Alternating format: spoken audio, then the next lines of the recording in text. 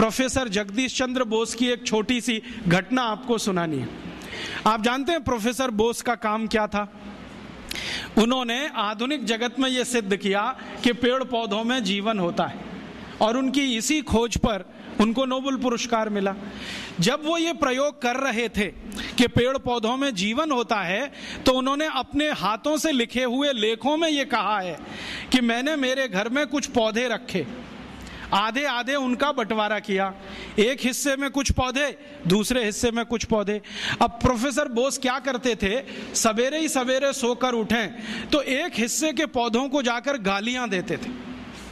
तुम नालायक हो, निकम्मे हो, नकारा हो, तुम्हारा रंग अच्छा नहीं, रूप अच्छा नहीं, तुम्हारे अंदर कोई गुण नहीं है, तुम ऐसे हो, तुम वैसे हो, सब गालियां देना। और दूसरी तरफ के जो पौधे थे उनको वो प्रशंसा करते थे, तुम बहुत अच्छे हो, बहुत सुंदर हो, तुम्हारे गुण बहुत अच्छे हैं, रूप रंग बहुत अच्छा है, तुम तो गुणों की खान हो, ऐसा ऐसा रोज बोलते थे।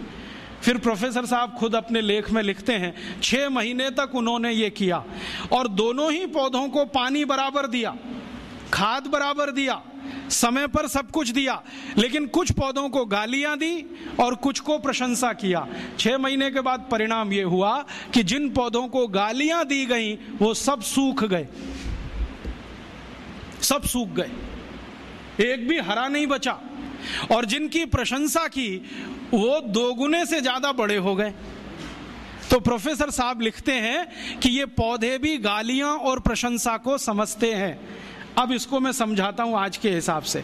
भारत को 300 साल अंग्रेजों ने गालियां दिया, तुम नालायक हो, निकम्मे हो, नकारा हो, तुम्हारी सभ्यता खराब है, संस्कृति खराब है, तुमको तो कपड़े पहनना भी नहीं आता, तुमको तो खाना खाना नहीं आता, तुमको सभ्यता का कोई रंच मात्र भी अंदाजा नहीं है, सभ्यता होती क्या है, विज्ञान नहीं जानते, टेक्नोलॉजी नहीं जानते, हम तुमको जो सिखा रहे हैं वही सही है। ये हम सुनते रहे सालों साल।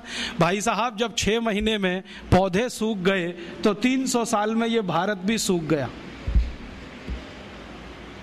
और इस सूखे हुए भारत ने अपने आत्मसम्मान और स्वाभिमान को इतना गिरा दिया कि हम मानने लगे कि जो कुछ हमारा है वो सब बेकार है, दकियानूसी है, इसमें कोई तथ्य नहीं है, कोई विज्ञान सम्मत कुछ नहीं है, और जो यूरोप से आ रहा है वही अच्छा है, वही ताकतवर है।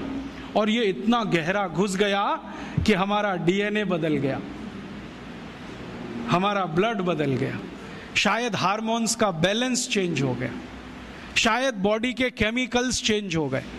और ये इतना गहरा घुसते घुसते आ गया हमारे देश के प्रथम प्रधानमंत्री पंडित नेहरू तक के अंदर, जिन्होंने पब्लिकली कहा कि आयुर्वेद में क्या रखा है, इसको तो खड्डा खोद के जमीन में गाड़ देना चाहिए, जो कुछ है वो एलोपैथी में है।